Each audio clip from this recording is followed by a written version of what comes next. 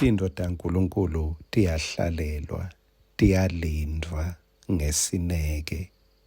Ngesikhathi abanika amalo engcwele, wathi Jesu kubafunzi bakhe, hambani niyohlala eJerusalema, nilinze sipho sababe.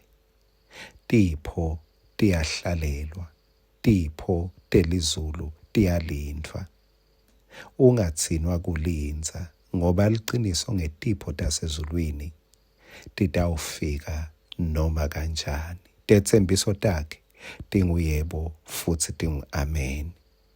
Nasi ngwaselusuku sakavuka udle. Ngikuhlephelela encwadzini yaLuka sahluko 2 verse 11. Ngobe lamuhla nitalelwe emntini waDavide umsindzisi longuKristu. Ngicela unake lapho. Nitalelwe kusho ukuthi lo muntu lo kuthiwa ngumsindzisi, kepha utelwe kusho ukuthi ungumntfwana. Bese encwadzini yaJohane wekucala sahluko 4 verse 14 lithi thine sitibonele sifakaza ukuthi uyise uthumele indvodzana yakhe kuthi itewuba ngumsindzisi welive. Leli gama lelithi live lisho world. Kusho ukuthi wonke umhlaba, emave ngemave, nguye lo mntfwana lotelwe lotawusindzisa emave ngemave, umhlaba wonke ugadze kusindziswa nguye. Uyakhumbula ukuthi uNkulunkulu uma acala emhlabeni ufuna umhlaba ugcwale bantfu, kepha wacala ngani? Wacala nge-couple, ngemndeni munye, indvodza nemfati. Beka nalo likhono uNkulunkulu, unawo emandla ekuthi bekangagcwalisa bantfu emhlabeni labanjenga-Adam na-Eva, labanganga-Adam na-Eva futhi. Avela bathi ngci, umhlaba ugcwale wanesikhathi, kepha wakhetha kucala ngalokuncane. Futhi nyalo uthumela umsindzisi.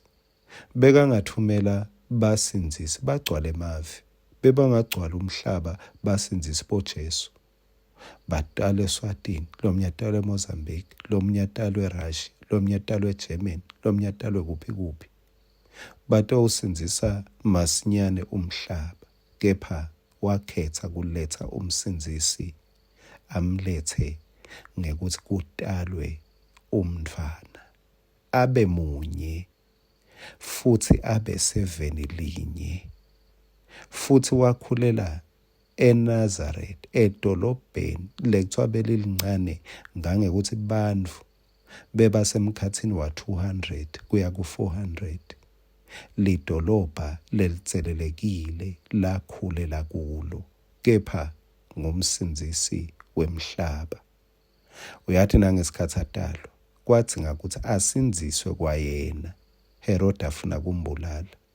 Kwatsinga ngathi Josefa naMaria bambalekise ayobhaca eGibhithe, kepha ngumsindzisi wemhlaba.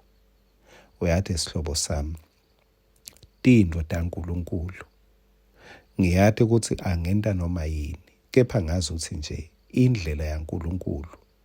Tintfo takhe ticala ebuncaneni, tintfo takhe ticala ekudzelelekeni, tintfo takhe atibukeki tingaba tintfo letinkhulu.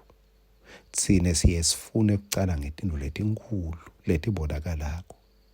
Lo wafuna lowadala imifula, bekangageletisa emanti asavela agcwele imifula, kepha uyicala emthonjeni, kucale siyalo, sigelete kugcine kungumfula. Tintfo taNkulunkulu ticala titincane, kepha atigcini titincane. Nawe sihlobo sami, kungakuhluphi. Ngiko-ke kulesinye isikhathi akubonakali tintfo letinkhulu, ngoba ticala in a seed form. Kwangathi uNkulunkulu angakupha inhlitiyo yekulinza neyekubeketelela, aphindze avule emehlo ekuthi ubone nati tintfo leti tawuba tinkulu kepha tifihlwe ebuncaneni. Amen.